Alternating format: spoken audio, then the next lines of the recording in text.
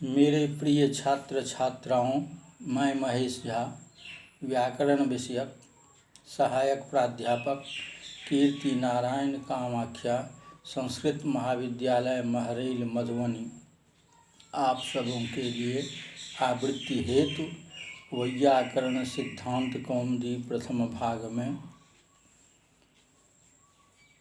हलंत स्त्रीलिंग प्रकरणस्थ सभी शब्द रूपों की जानकारी विषयक पाठ का अष्टम भाग प्रस्तुत कर रहा हूँ। सप्तम भाग में 12 शब्द रूप तक प्रस्तुत किया गया। उससे आगे 13 शब्द रूप अपशब्द से प्रस्तुत कर रहा हूँ। जलवाचक अपशब्द को अपसुमनस्समासिकतावर्षाणां बहुत्वं च इस स्त्रीधिकार में लिंगानुशासन सूत्र से नित्य बहुवचनांतत्व एवं स्त्रीत्व प्राप्त होता है। इस प्रकार नित्य बहुवचनांत एवं स्त्रीत्व प्राप्त अपशब्द से प्रथमा बहुवचन में अप जस इस स्थिति में इत संज्ञा लोप, अप अस इस स्थिति में अप त्रिन त्रिच स्वश्री नप्त्री नेष्ट्री त्वष्ट्री क्षत्री होत्री पोत्री प्रशास्त्री नाम। इस सूत्र से उपधा को दीर्घ आ होता है। स्व का ऋतु विसर्ग होने पर आपः यह प्रयोग निष्पन्न होता है। द्वितीय बहुवचन में सर्वनाम स्थान भिन्न होने के कारण अप त्रिन त्रिच इत्यादि सूत्र से दीर्घ नहीं प्राप्त होता है। केवल स्व का ऋत्व विसर्ग से अपः यह प्रयोग निष्पन्न होता है। तृतीय बहुवचन में अपभिस इस स्थिति में अपो भी इस सूत्र की प्रवृत्ति होती है। सूत्र की जानकारी निम्न प्रकार है। सूत्र में अच उपसर्गातः इस सूत्र से ता की अनुवृत्ति होती है। अंगस्य का अधिकार है। इस कारण प्रत्यय की उपलब्धि होती है।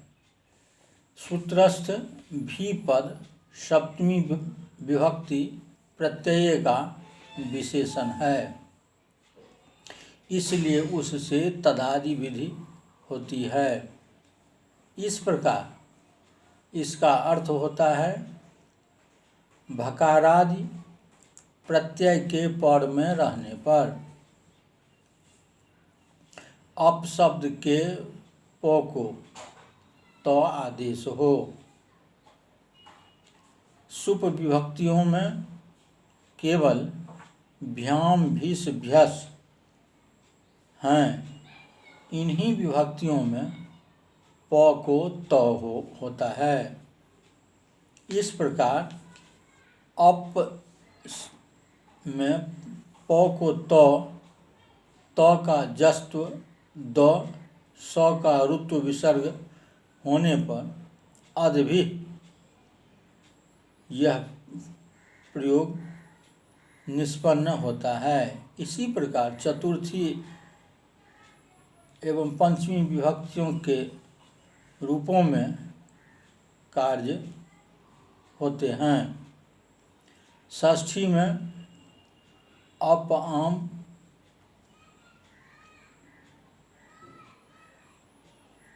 अपाम यह रूप निष्पन्न होता है। सप्तमी बहुवचन में अपसुप प की संज्ञा लोप होने पर अपसु यह प्रयोग निष्पन्न होता है।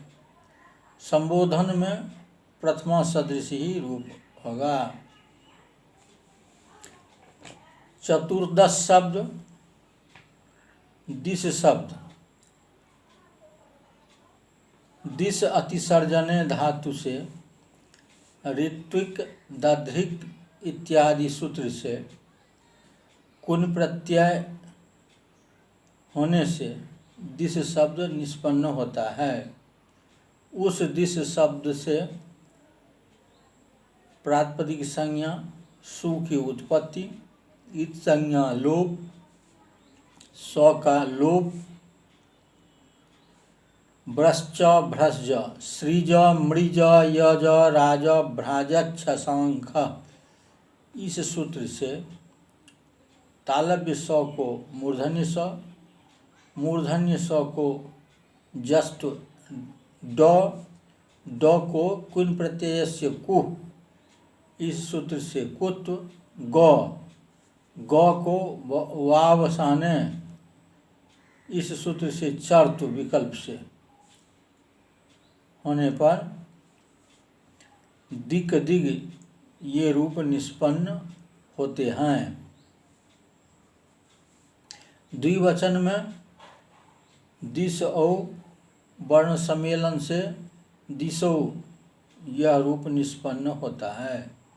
बहुवचन में दिश जस, इस स्थिति में जकार की संज्ञा लोप, स का ऋतु विसर्ग होने पर दिशा यह रूप संपन्न होता है।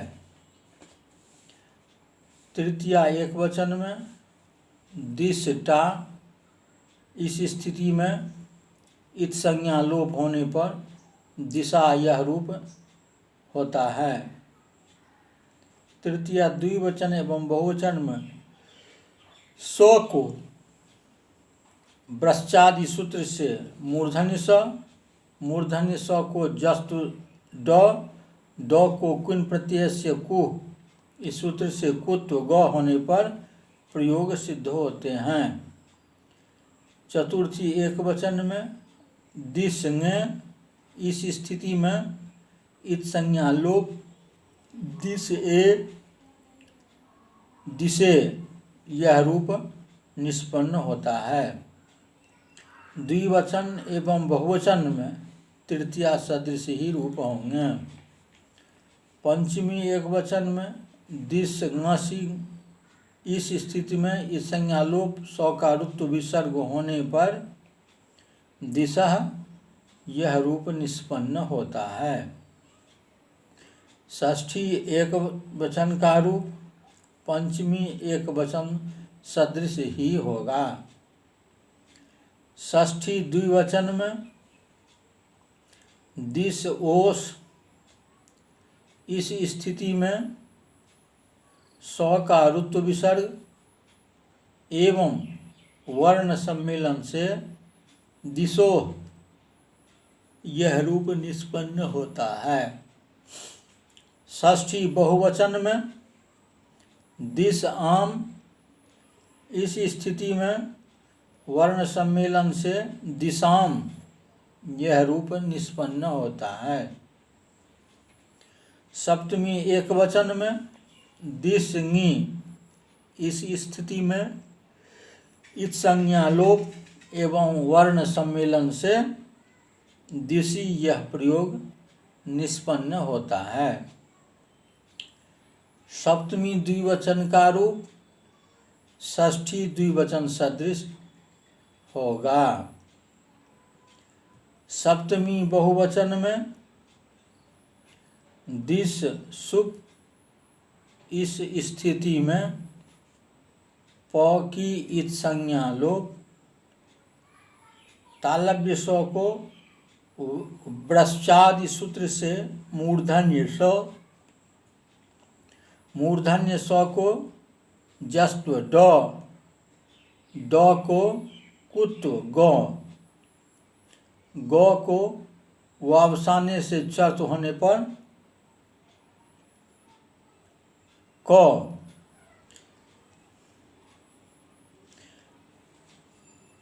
प्रत्ययस्थ स को आदेश प्रत्ययों से मूर्धन्य स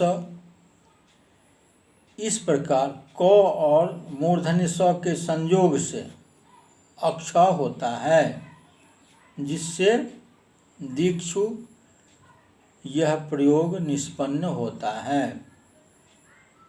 इससे आगे नवम भाग में प्रस्तुत किया जाएगा।